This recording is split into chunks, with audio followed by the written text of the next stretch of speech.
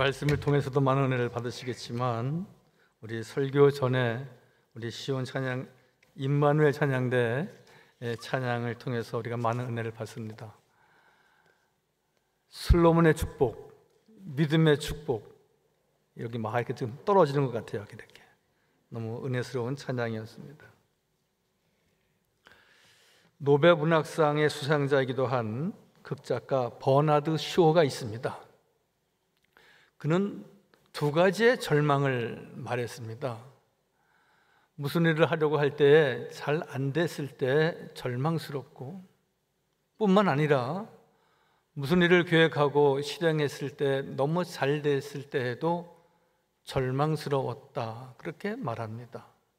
좀 우리는 이해되지 않는 이야기이긴 하지만, 즉 모든 우리의 삶 가운데는 늘 좌절과 절망 가운데 우리가 살아간다는 뜻일 것입니다.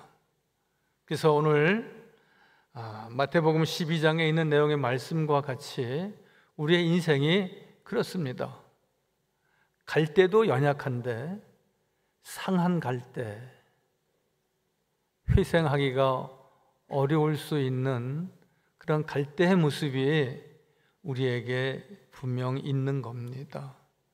그것이 육체의 질병일 수도 있고, 또한 살아가면서 여러 가지 당하는 어려움 가운데 우리가 많은 아픔과 상처, 그리고 좌절과 절망 가운데 우리는 살아갑니다. 또한 상한 갈대뿐만이 아니라 꺼져가는 심지라고도 말씀하십니다.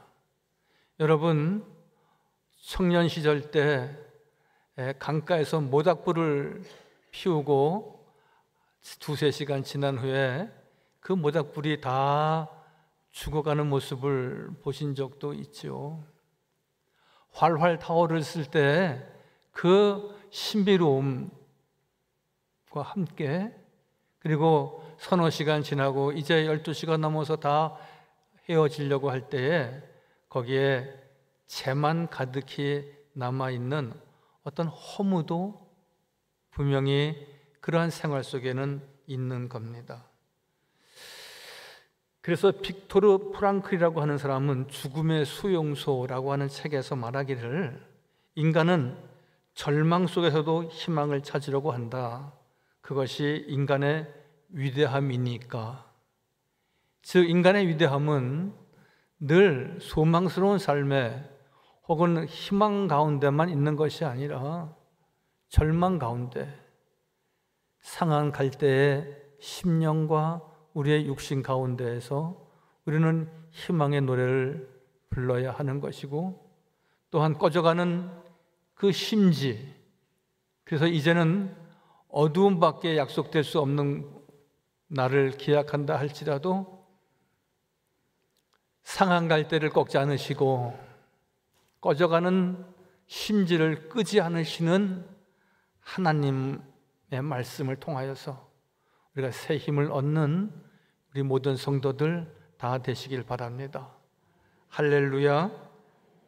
여러분, 인생은 모순적인 존재라고 말합니다. 못 살아도 절망하고 잘 살아가는 것 같아도 절망한답니다. 인간은 이래도 절망, 저래도 절망하기 쉽다는 말입니다. 위인과 영웅들 가운데에도 역시 마찬가지입니다. 성경에 큰 인물들이 많습니다.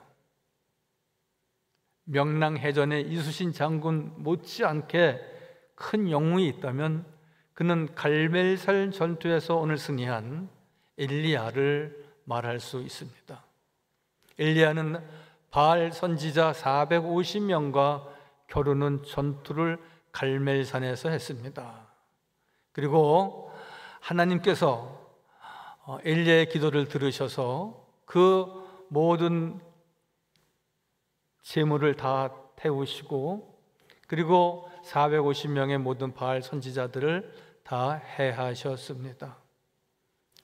뿐만 아니라 크게 가물었던 그 나라에 단비를 주셔서 분명히 엘리야를 통하여서 그 놀라운 기사와 이적을 보이셨거든요. 그래서 아합 왕 앞에서, 그 마차 앞에서 그 단비가 오니까 막 달려가는 우리 엘리야의 모습을 한번 상상해 보십시오.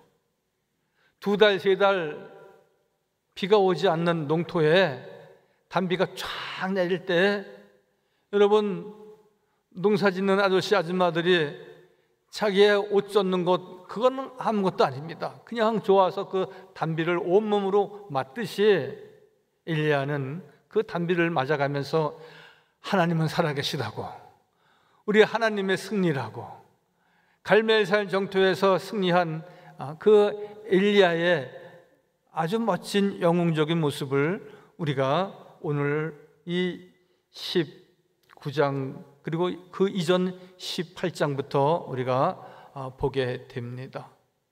그런데 여러분, 그게 다가 아닙니다.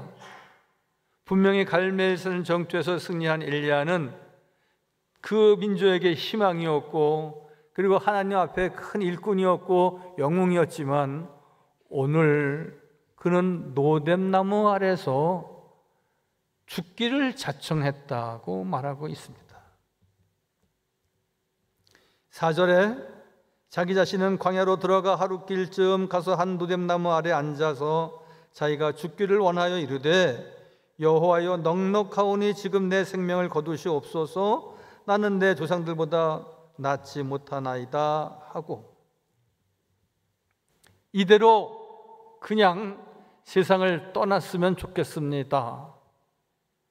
우리는 사실 힘들고 어려울 때 우리는 늘 내 자신에게나 그리고 가까운 이들에게 하소연하기를, 이만큼 살았으면 됐지, 너무 힘들고 어려워서 오늘 자다가 그냥 떠나갔으면 좋겠다, 아마 그런 생각을 한두 번 정도 해보신 분들도 있을 것입니다.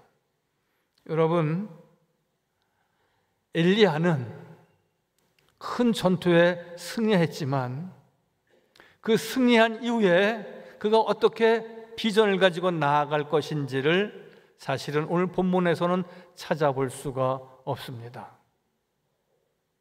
여러분, 집을 장만했습니까? 그러면 다 끝난 겁니까? 잔치 한번 하면 이제 내가 승승장구한 우리 가정의 진정한 행복이 약속되는 것입니까? 아닙니다. 집 장만 이후에, 아들, 딸 장가 보내고 시집 보낸 이후에 이제 내 할 일 다 했다, 아닙니다.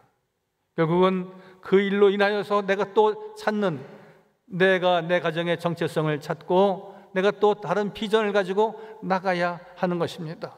특별히 믿음의 사람들은 역시 마찬가지입니다. 여러분, 우리가 어떤 직분과 직책이 있습니까? 내가 사명을 다해서 나는 이제 교회 건축 다 했으니까 끝났다, 내가 이제 이러한 직장에서 이런 자리에 올라왔으니까 내가 올라올 만큼 올라왔다. 사랑하는 성도 여러분, 우리 모든 인생들은 여호와 하나님께서 이제 끝이다, 이제 충성되이 하나님 앞에 사도 바울과 같이 충성되이 인정받는 것, 그 이전에는 우리는 계속해서 믿음으로 달려가야 하는 것입니다.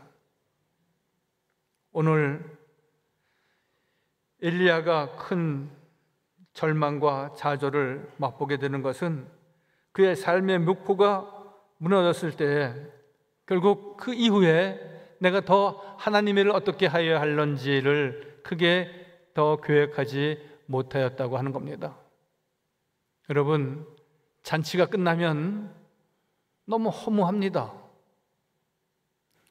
저는 연극을 해봤습니다.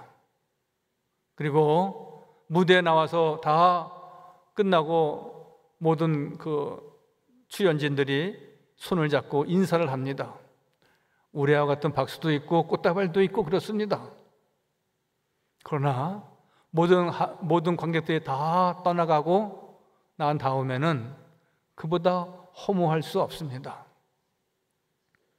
뭐 그런 경우하고는 다르지만, 저도 교회에서 크게 부흥회를 했다, 또 큰 집회를 했다, 주일 예배를 드렸다, 열심히 설교하고 또 은혜 받은 교우들이 몇 분 계신 것 같기도 하고 그래서 말고 설교자로서 흡족해 했지만 모든 교원들이 다 교회를 떠나가고 혼자 성전 안에 있을 때에 뭔가 허전한 마음이 없지 않아 있습니다. 연극을 한 배우들도 그렇고 설교를 한 설교자도 그렇고 그 설교가 끝이 아니고 그 연극이 끝이 아니고 그 다음 또 설교가 있고 그 다음 또 공연이 있고 또 그 다음 우리의 생애가 있는 것입니다. 여러분 지금 칠순, 팔순 잔치는 거의 안 하지 않습니까? 조용히 가족 간에 지냅니다. 제 조부모님들은 예전에 시골에서 마당에서 크게 멍석을 피고 천막을 치고 돼지 잡고 그리고 동태국 끓이고 그렇게 했습니다. 그리고 큰 상을 차려놓고 다 와서 절들 하고 그랬습니다. 그런데 여러분 그 잔치 끝나고 나니까 즉 아침 10시에 시작해서 오후 2, 3시 끝나면 저녁에 되면은 그거 다 큰 행사 치르고 뭐 오래 사십시오, 장수하십시오, 참 보기 좋습니다, 다복해 보이십니다, 다 동네 분들이 그렇게 말하고 갔지만 뭔가 좀 허전해 보이시는 모습을 볼 수 있었습니다. 잔치는 다음 잔치를 계획하면서 나가야 하는 것입니다. 그 잔치로 끝나면 더 일찍 늙고 더 병색이 완연하게 되고 더 쭈그러들게 되는 것입니다.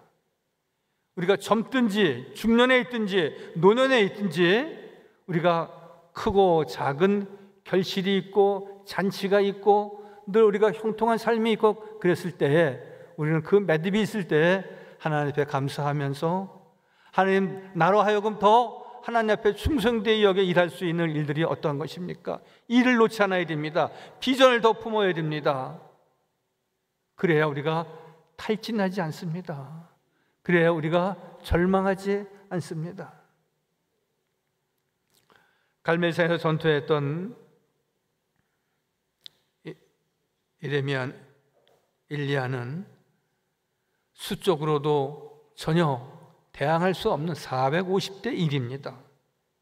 그러나 하나님이 그에게 담대함도 주셨고 또한 그는 거짓 세력들이었고 우상을 섬기는 이들이었습니다. 그래서 엘리야를 하여금 하나님께서 그 모두를 쳐 부수도록 하나님이 인도하여 주셨습니다. 백성들은 하나님께 돌아오도록 결정적인 역할을 엘리야가 하게 된 것입니다. 여러분, 탈진하지 않으려면, 절망하지 않으려면 계속해서 하나님께서 나에게 요구하시는 것이 무엇인가, 나를 통해서 하나님은 어떻게 쓰시고자 하는가 늘 묻고 기도하고 우리가 실행해야 하는 것입니다. 그렇지 않으면 오늘 엘리야와 같이 노된 나무 아래서 나의 생명을 치유하여 주소서 이렇게 연약한 고백을 할 수밖에 없는 것입니다. 이러한 일들은 엘리야에게만 있었던 것은 아닙니다. 유명한 설교가 스펄전 목사님도 한때 큰 좌절이 있었답니다. 그는 목회 도중에 자주 좌절해서 팔다리의 통증 때문에 설교문도 제대로 쓰지 못하고 설교도 못했다는 것입니다. 그러나 하나님의 도우심과 인도하심을 통하여서 유명 설교가가 되었습니다. 뿐만이 아닙니다. 우리가 잘 아는 화가 반고흐가 있습니다. 그는 평생 가난했답니다. 평생 질병 가운데 있었답니다. 그가 유명 화가가 되기 전에 그가 그린 그림은 한 점밖에 판매되지 않았다는 것입니다. 그러나 그 가난을 이기고 그 정신질환을 이기고 그 생전에 놀라운 은혜와 축복을 그가 받습니다.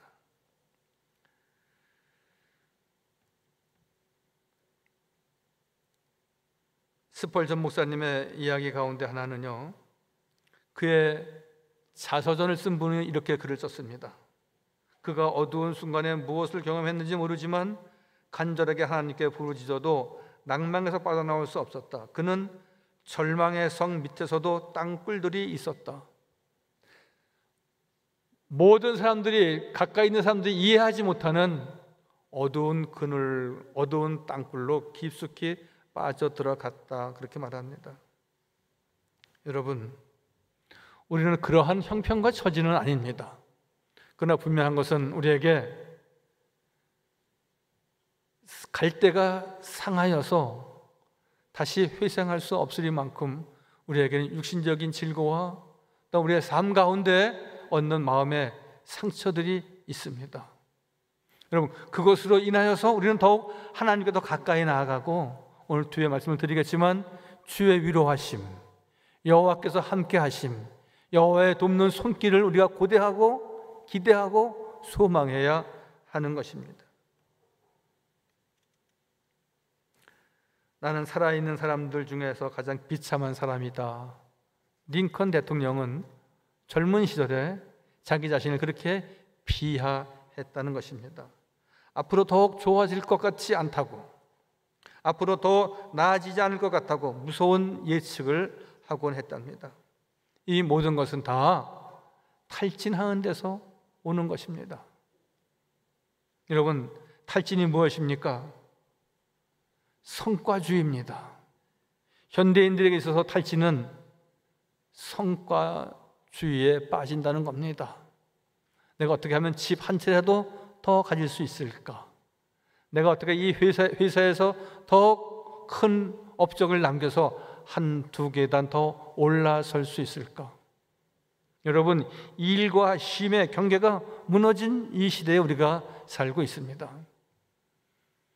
이제 7, 8월이 되면은 휴가철을 맞이합니다. 우리에게는 적절한 쉼이 필요합니다. 이 주일도 우리가 예배하지만 사실 우리가 영적으로 쉼이 있는 날입니다. 수고하고 무거운 짐진 자들아 다 내게로 오라는 주의 말씀과 주의 초청에 의해서 예배하는 예배자입니다. 이것을 일이라고 생각하시면 안 되고요, 은혜의 자리에 나와서 우리의 짐을 내려놓고 참된 쉼이 있는 복된 자리가 꼭 되시기를 바랍니다. 여러분, 성과주의 말씀을 드렸지만 이 정도 해서는 안 된다, 내가 더 있어야 된다, 더 올라가야 된다, 그것은 우리를 더 피곤하게 하고 탈진을 촉진하는 계기가 됩니다. 그래서 때에 따라서는 이러한 일들을 의미 없는 반복으로 우리는 계속 살아가는 것입니다. 열심히 사는데 왜 자꾸 이렇지? 답을 찾지 못하는 것입니다.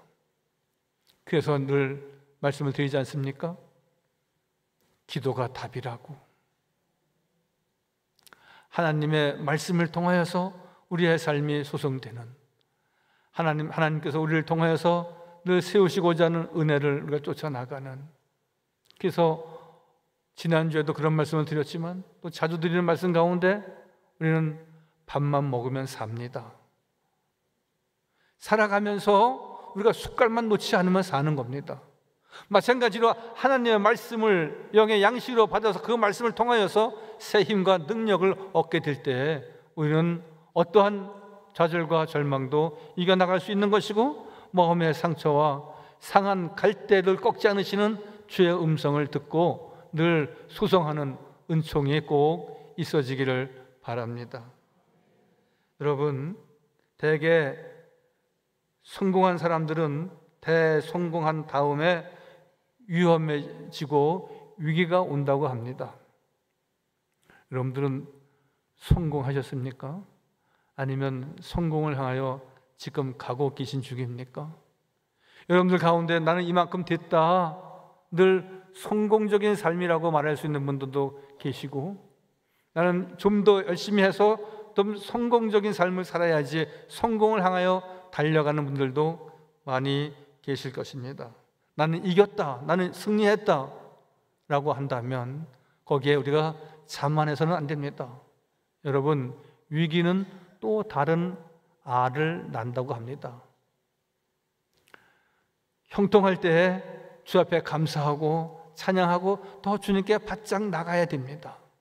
공부할 때 힘들고 어렵고 우리가 늘 마음의 상처뿐일 때 하나님은 더 나를 낮추시는구나. 우리 바짝 엎드려서 십자가 아래에서 우리가 늘 주의 이름을 부르면서 평생 주님 앞에 헌신을 다짐하며 나가야 하는 것입니다. 그럴 때 하나님의 위로, 성령의 인도하심이 있는 것입니다. 1835년 이탈리아 플로렌스에서 어떤 사람이 의사를 찾아왔습니다. 선생님, 제가 고민에 빠져 있습니다. 제가 지쳐 있습니다. 음식을 먹어도 맛이 없고요. 친구들을 늘 피해 다니게 되고 좀 많이 우울해진 것 같습니다. 정확한 진단을 주셔서 완전히 치료되게 해 주세요. 의사가 여러 가지로 진단하고 검사하니까 아무런 문제가 없는 겁니다. 그래서 의사 선생이 그 환자에게 이렇게 권합니다. 내가 아는 유명한 고개사가 있다. 그 고개사에 가서 그 공연을 보면은 하루 종일 웃고 올 것이고 하루 종일 마음이 풀어질 것이고 하루 종일 행복할 것이다. 그 고개사한테 가서 그 공연을 보고 와라. 그 고개사가 어디 있는 누구입니까? 어디 있는 그라나다라고 한다. 그리말디라고 하는 고개사를 찾아가 봐라. 그러니까 그 환자가 말하기를 그건 안 됩니다. 왜? 제가 그리말디입니다. 많은 사람에게 웃음을 선사하는 웃음전도사도, 많은 사람들에게 행복을 준다는 행복전도사도 결국은 어디에서 위로받아야 될 때는 위로받지 못하는 것입니다. 남을 즐겁게 하는 고개사가 절망을 치료해 줄 수 없습니다. 술과 오락과 쾌락이 절망을 치료해 줄 수 없습니다. 절망을 치료해 주시는 분은 오직 하나님 한 분이십니다. 또한 하나님의 위로 방식을 따르는 자들만이 절망에서 치료될 수 있는 것입니다. 하나님은 부드러운 터치로 절망 중에는 엘리야를 오늘 치료하십니다. 말씀하십니다. 노잣나무 아래 누워 자더니 천사가 그를 어루만지며 5절에 그에게 이르되 일어나서 먹으라 말씀하시고 그를 일으켜 세우십니다. 천사가 그를 어루만졌다고 말씀하십니다. 하나님께서 그와 함께 하셨고 하나님께서 그를 생각하사 그를 지키시고 그를 축복하셨다는 말씀입니다. 위기는 대개 하나로 끝나지 않고 많은 알을 낳는다고 말씀합니다. 직장에서 해고된 위기, 감정의 위기, 재정의 위기, 직업의 위기, 가정의 위기, 정체성의 위기가 한꺼번에 몰려오는 것입니다. 그럴 때 우리가 부를 찬송은 오직 하나입니다. 내 영혼이 공고할 때 하나님 앞에 부를 찬송은 우리가 406장 이따 우리 예배 후에 찬송하겠지만 고난 내 영혼 편히 쉴 곳과 풍랑이로도 안전한 보고 폭풍까지도 다스리시는 주의 영원한 팔 의지해 주의 영원하신 팔 함께 하사 항상 나를 도우시니 어느 곳에 가든지 요동하지 않음은 주의 팔을 의지함이라.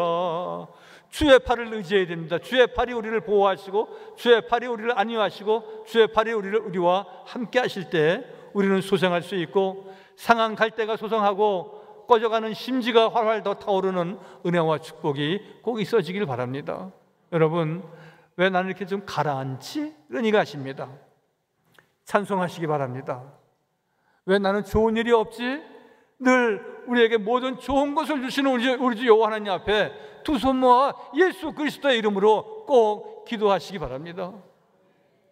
어느 교회 주보를 보니까 제가 이제 오늘 오후 예배 가서 설교할 교회가 그 구로구 개봉동에 있는 개봉교회인데 그 교회 이렇게 주보를 보니까 하루에 3번 기도하기 운동을 하더라고요. 그냥 평범한 운동입니다. 우리가 하루에 1번 기도할 수 있고 2번 기도할 수 있습니다. 그러나 우리 모든 교우들이 하루에 3번 기도할 수 있다면 잠자리에 들기 전 잠자리에 일어나서 식탁에서 우리가 하나님 앞에 기도할 때 우리에게 새 생명을 주시고 우리의 꺼져가는 심지와 같은 우리의 인생에 불을 붙이시는 여호와 하나님이 여러분들을 위로하시고 도와주실 줄 믿습니다. 절망과 좌절한 이에게 위로의 말을 이렇게 전하는 이가 있었습니다. 잘 들어보세요. 당신의 마음이 무너져 내려도 괜찮습니다. 하나님은 부서진 마음에 찾아오십니다. 버티지 못해 쓰러져도 그분의 손은 여전히 당신을 붙잡고 계십니다. 아무것도 할 수 없을 때조차 주님은 당신을 결코 포기하지 않습니다. 그렇습니다. 우리 주 여호와 하나님은 엘리야가 낙심하고 좌절하고 절망했을 때 노잣나무 아래서 내가 이렇게 모든 내 생애를 마치기를 원합니다라고 죽기를 자원하고 기도했을 때 하나님은 아니다, 그를 만지시고 그와 함께 하시고 그들을 양식을 주시고 먹이시고 축복하여 주셔서 새로운 인생, 새로운 비전을 그에게 주셔서 그로 하여금 320km가 넘는 먼 거리로 달려가게 하십니다. 그 내용이 8절에 이에 일어나서 먹고 마시고 그 음식물의 힘을 의지하여 40주 40야를 가서 하나님의 산 호렙에 이르니라. 부엘세바에서 호렙산까지 320km인데 그것을 그가 달려갈 수 있는 힘이 저에게 있었다는 것입니다. 왜? 시편 42편 5절의 말씀처럼 낙심하지 않을 때 하나님께서 저에게 소망을 주셨습니다. 내 영혼아 내가 어찌하여 낙심하며 내가 어찌하여 내 속에서 불안하여 하는가? 너는 하나님께 소망을 두라. 하나님이 함께 하시는데 그가 나타나 도우심으로 말미암아 내가 여전히 찬송하리로다. 여러분, 믿음은 무엇입니까? 하나님의 도우심을 받는 겁니다. 신앙은 무엇입니까? 주님의 위로를 얻는 것입니다. 주님의 위로 없이, 하나님의 도우심 없이, 성령의 역사 없이 우리가 한치라도 살아갈 수 있겠습니까? 저는 이 성구를 참 좋아합니다. 이사야 43장. 우리가 물 가운데 다닌다 할지라도 그 물이 우리를 침몰하지 못할 것이고 우리가 불 가운데 다닌다 할지라도 그 불꽃이 나를 사르지 못하리라. 하나님의 안보하심입니다. 여러분, 어느 나라의 여러분 애국가에, 어느 나라의 국가에 하나님이 보호하사 우리나라 만세가 있습니까? 하나님이 보호하사 우리 모든 성도들을 지키시고 인도하시고 돌보신다는 말씀을 물 가운데 행할지라도 그 물이 나를 침몰하지 못할 것이고 불 가운데 다닌다 할지라도 그 불꽃이 나를 사르지 아니하도록 하나님이 안보하신다고 분명히 말씀하셨습니다. 갈멜산 전투에서 낙심하고 절망하고 좌절했던 엘리야도 그렇게 안내하시고 보호하시고 위로하셨듯이 우리 모두에게 주님의 위로하심, 주님의 진정한 은혜와 축복이 강같이 흐르는 은총이 우리 모두에게 있어지기를 주님의 이름으로 간절히 축원하여 드립니다. 거룩하시고 자비로우신 아버지 하나님, 언제나 저희들 사랑하여 주셔서 주 앞에 나오게 하시고 늘 주의 말씀 가운데에서 언제나 참 소망을 두게 하신 것 진실로 감사합니다. 많은 이들이 좌절하고 절망에 빠지고 또한 상한 갈대와 같이 그 큰 상처와 고통 가운데 있을 때에도 우리를 지으시고 또한 우리와 함께 하시고 우리를 고치시고 새롭게 하시는 여호와 하나님의 은혜와 축복을 바라는 우리 모든 성도들을 기억하여 주셔서 우리가 어디를 다닌다 할지라도 그 물이 무엇을 향한다 할지라도 그 불꽃이 사르지 아니하고 우리를 지키시고 인도하시는 여호와 하나님 앞에 참 소망을 두는 복된 성도 되게 하여 주옵소서. 모든 말씀 예수님의 이름으로 감사하며 기도하옵나이다. 아멘.